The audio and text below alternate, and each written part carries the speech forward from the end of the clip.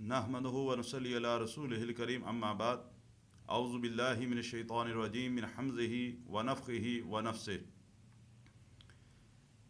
ये किसी का सवाल था कि बच्चों के अंदर नाफरमानी बहुत ज़्यादा है, उसका हल कुरान और सुन्नत की रोशनी में कोई बताएं।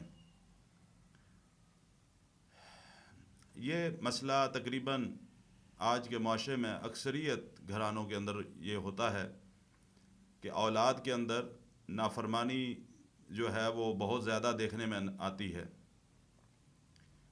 सबसे पहली बात तो ये कि हमें औलाद की तरबियत अल्लाह के रसूल सल्लल्लाहु अलैहि वसल्लम के अहकामात की रोशनी में करनी चाहिए। हम औलाद के जवान होने का इंतज़ार करते रहते हैं।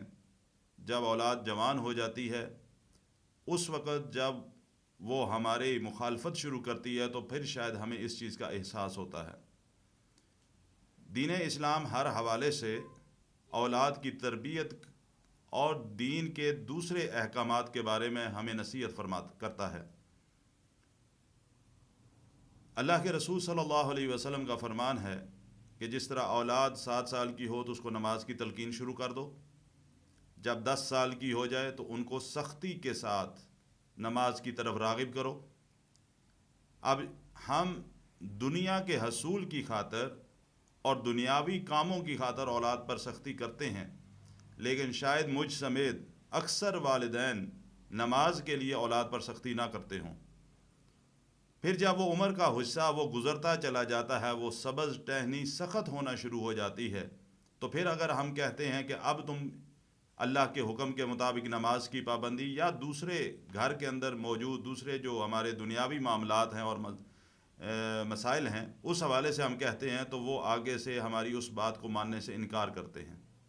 सबसे पहली बात तो ये कोशिश करनी चाहिए वालिदैन को कि शुरू से औलाद की तरबियत दीन इस्लाम के असूलों के मुताबिक करें, अल्लाह के रसूल सल्लल्लाहु अलैहि वसल्लम के फरामीन की रोशनी में तरबियत करें, घर के माहौल को इस्लामी बना कर रखें ताकि उस माहौल में जब वो परवान चढ़ें तो उनको मालूम हो कि हम एक अल्लाह है और उसकी हम के बंदे हैं और हमने उसकी इबादत करनी है और वालिदैन का अदब और एहतराम भी हमने करना है, क्योंकि ये मामूली बात नहीं।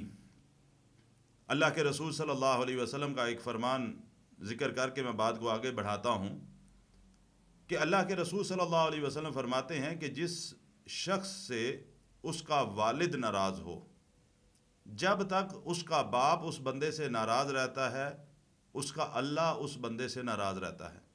और ये मामूली बात नहीं। और वालदा जो है, वालदा का अदब एहतराम तो इससे भी कई गुना बढ़कर है, लेकिन हमारी औलाद को हमारे माशरे में अक्सर बच्चों को इस हवाले से तरबियत नहीं की जाती। फिर जब वो जवान होते हैं तो उस वक्त गुज़र चुका होता है। बहरहाल अल्लाह से कसरत से दुआ करनी चाहिए कि अल्लाह ताला हमारी बल्कि हर किसी की औलाद को हदायत अता फ़रमाए और दीन इस्लाम पर चलने की उसको तौफ़ीक अता फ़रमाए। लेकिन इसके साथ साथ एक दुआ आपको बताता हूँ। कुरान हकीम के अंदर सूरह फुरकान है, उसकी 74 नंबर 74 नंबर आयत है।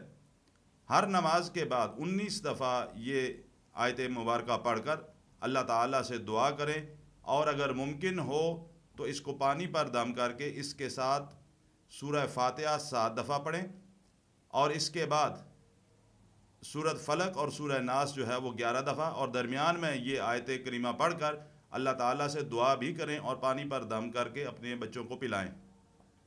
सूरह फुरकान है, उसकी आयत नंबर 74 है कि रब्बना हब लना मिन अज़वाजिना व ज़ुर्रिय्यातिना क़ुर्रता अयुनिन वजअलना लिलमुत्तक़ीना इमामा।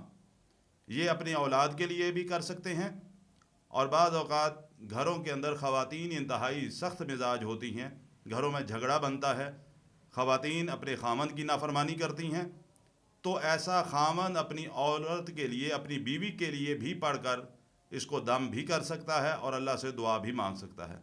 ये पाबंदी के साथ इसको मुस्तकिल अपना विरद बनाएं और इसको पढ़ें। इंशाअल्लाह अल्लाह के ऊपर यकीन है कि अल्लाह ताला घर के अंदर की ये जो परेशानी है ये इंशाअल्लाह दूर कर देगा और अल्लाह ताला औलादों को हदायत अता फ़रमाएगा।